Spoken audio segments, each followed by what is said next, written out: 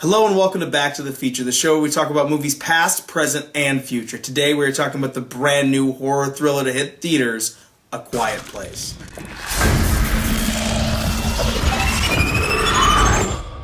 A Quiet Place stars John Krasinski and Emily Blunt, a real-life married couple, and tells the story of a family living in a post-apocalyptic situation. Something has happened on Earth. These monsters that can only move and locate using sound are killing and attacking people, have wiped out most of what looks like society. And it's about this family that try to survive. They figured out a system to survive. And it's just a snapshot in a couple days, really, of their life and just kind of trying to survive this situation. This is a movie that as soon as I saw the trailers for and heard the concept for, I was very interested in it. It's also directed by John Krasinski, which was, I think, a really interesting little wrinkle to it as well. Like, okay, Jim from The Office is directing a horror movie? Like, what happened after he left that show? Yeah, I don't know, but it's good. It's good that these things have happened.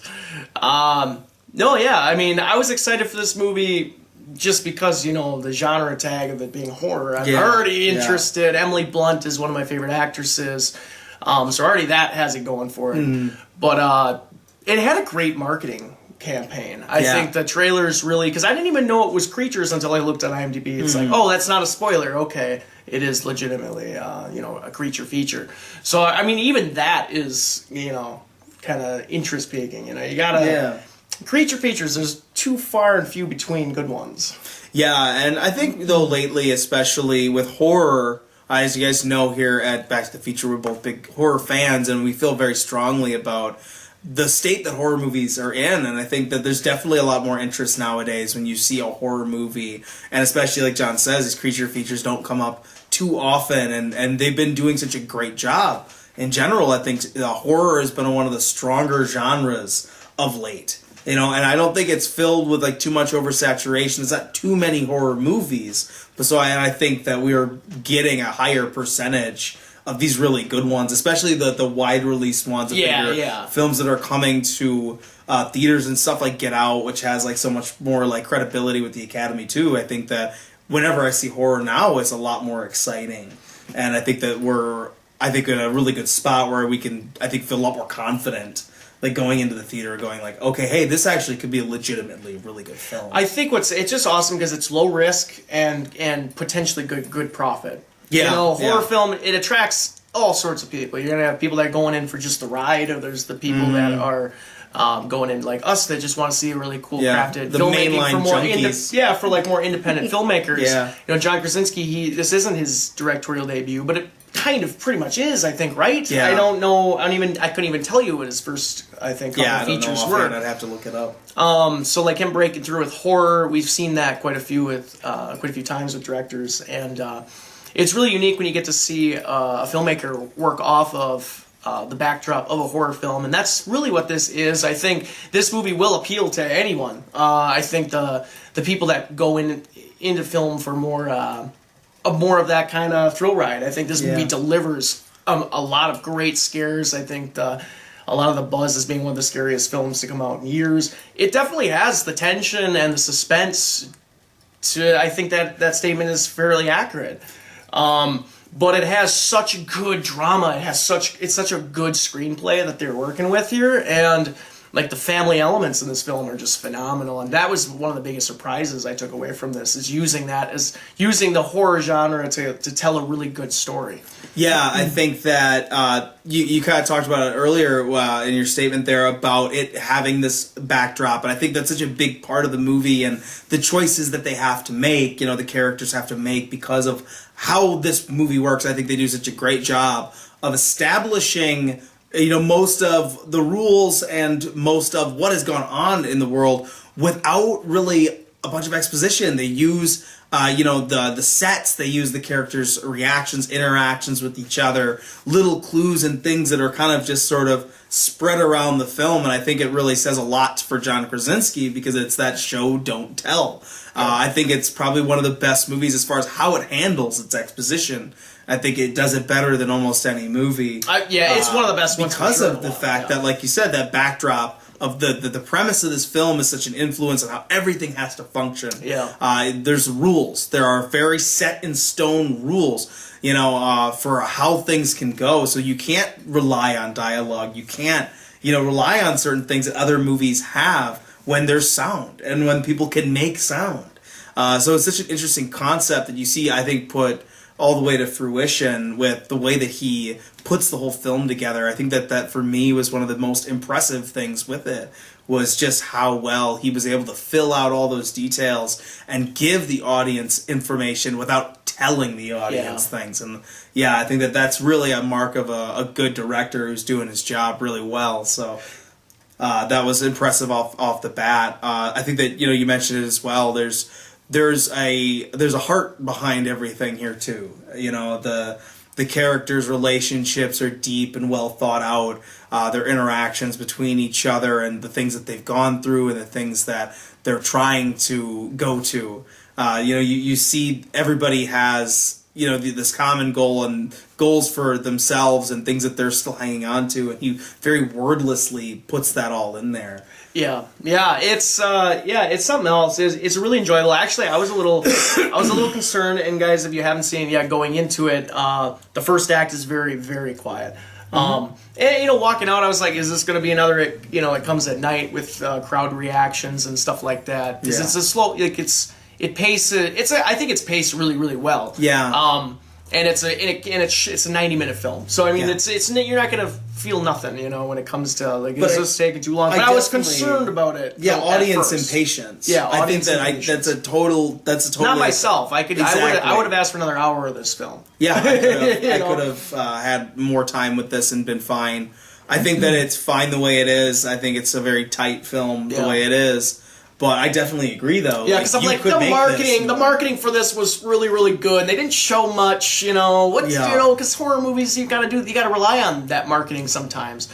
I mean, maybe you don't, but I think word of mouth is gonna help this film a lot, and it's already made a lot of money in the first weekend. So I'm curious to see how this keeps rolling. I think that it's always nice to see a film like this get attention from mainstream audiences. Something that maybe is not exactly the norm, and like you said, something that maybe people don't necessarily have patience for. I've seen a lot of joke, memes and stuff, like that picture from The Office, where no one said anything for 14 minutes. But I think that it's the thing that, for me, it makes the movie unique and makes it different. Taking that concept and really, I think, bringing it home. I think really is. It really separates it from not just horror movies but other films just in general. It has something else kind of going on together. I felt like really it was a very original idea. There's a lot of things in it, and I don't know if we want to just kind of start tipping into maybe some negatives that we had for the film. And this is not a negative, but I'm going to probably bounce off of it with it. But I love the sound design in the film. Is very unique seeing, because it when it's quiet, it's dead, it's deadening, it's so silent, and there's a lot of moments like that. So when music kicks in, or the sound, just any sound. Actually, one of the biggest jump scares that I had in the film was simply just a scene change to a river. Literally, I jumped okay, it's just sound now. Sound is just happening, and it freaked me out. But you do have, I think there are moments where, some of those cheaper jump scares happen. I think it's really not that much, though, and I think that the elements of the sound design and the way that the film is made, is beneficial in regards to good filmmaking and keeping it tight in a way that, this suspense is building in a way that does pay off truly when those moments hit. And it's just the way that the sound design is that kind of it could be mistaken for a cheaper scare when I think it's just not. That was the thing I really keyed in on as far as things that were maybe a negative for me, and that was the same debate I had in my head. Is it the absence of sound that makes these jump scares stick out more? But that being said, though, there are a couple there that he uses camera work in order to create them. Something comes into frame, something is revealed in frame, where I think with no musical strikes, because that was something that I was really looking forward and trying to key in on is because I think that's one of those things that'd be easy in a movie like this because I knew it was going to be really quiet. And I know there's a couple of them in there because I noted it just kind of as I was watching that. Oh no, okay, he did that with pure camera work. Okay, no, he did this by having someone come into frame, and like it's things like that where it's done right. That is always really nice to see. There's a couple of them there though where there are those musical strikes, and like I said, is it because everything else is so quiet, or you know what I mean, or is it a cheap jump scare? So it was definitely kind of one of those things that I think I'm even kind of still internally debating. Probably have to watch it again to see 100% how I feel, but I definitely feel like there was definitely some of that in there. Just I'm not sure why, if it was the one thing or the other. Just because of the kind of movie that it is. Yeah, and you know, I really don't have many negatives at all for this film. I think this is honestly one of the better horror films to come out. One of the better movies so far this year. Yeah. Another early entry into the year with a horror movie that goes, oh wow, okay, this is legitimately like a really good film. There is like one thing with a character where I question some of their reasonings for what they do, where I almost want to watch it again, where I was kind of questioning a little bit of their thought process there, where they would have gotten that idea. Maybe if we had seen a little bit more about it, I would agree with them insisting on acting like that or feeling that way when these certain things, when you got monsters chasing you and everything like that. Yeah. So there was some of that I did question a little bit, but I think it does have a very integral part into the story and the characters, and really kind of,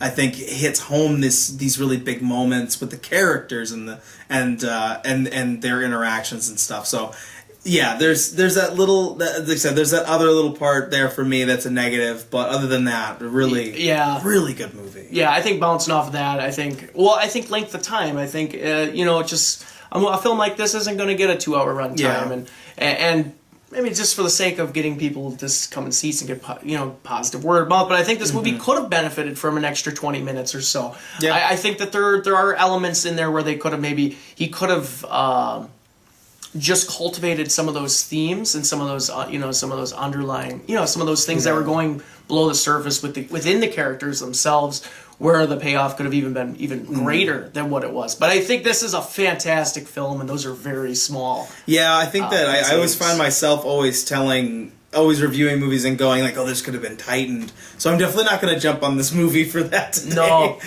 Just because of how I feel like I usually kind of key in on the opposite thing, where this is a really tight film overall and an unrelentingly paced film, especially as you get to the back end. I was mentally exhausted for a little bit there near the end, where I was like, man, these things just don't quit, do they? Stop, just stop being so mean.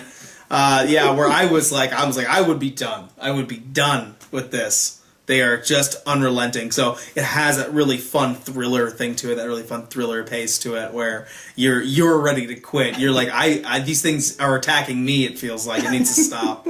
So yeah, I was really, really impressed with this movie overall, and very, very just happily, not surprised, but it delivered. It delivered what I hoped it would. So yeah, John, we've gone through our positives, we've gone through our negatives. What is your final summary and grade for A Quiet Place? You say you weren't surprised. I was a little surprised with this film, and maybe not with the suspense thriller type stuff, but with the